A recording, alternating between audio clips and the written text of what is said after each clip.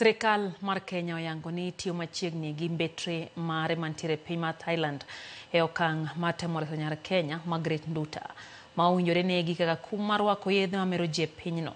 Margaret Nduta owinjore nek mare kik kadh kawuono.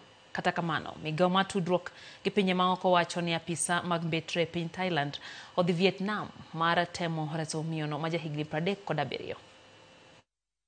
Luoro ma okwako chuny ja-Kenya Margaret Nduta, familia mare kod jo-Kenya mamoko odonjo odiochieng' machielo ka sirikand Vietnam ochome gi nek kuom ne yude gi yadh mer mar obwaburu kata cocaine. Sirikal ma Kenya medo keto sinani e temo reso Nduta ma jahigni 37 kendo ma min nyathi achiel ka seche medo kwanore ka orito nek mare. Poni okenge mag sirikal ma Kenya ogore Lwanda Tielo 12 obiro goyo oriti ne pinyne. Jagoro mong'ere migawo mar tudruok gi pinje maoko Korir Sing'oei oyango ni sirikal temo ka geno nitie ni sirikand Vietnam nyalo winjo ywak mar Kenya mar medo Nduta thuolo mondo mi med manyo yore mag thege gi kum mar nek.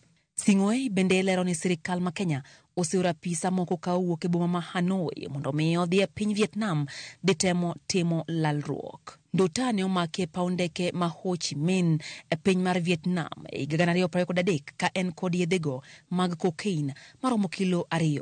Buche ne oyal kendo gikone omiye kum mar nek kaluwore gi kaka piny Vietnam orido kenge mag marafuku ne yedhe mamero ji. Ka jo-Kenya medo keto mahino e chwalo kwayo mar resruok mar Nduta kokalo e mbui, familia mare tero lemb geno ni okenge duto ma iketo mar lalruok kind sirikand Kenya gi Vietnam nyalo miyo miyono thuolo mar gamo muya. Lydia Okeyo, Ramogi TV.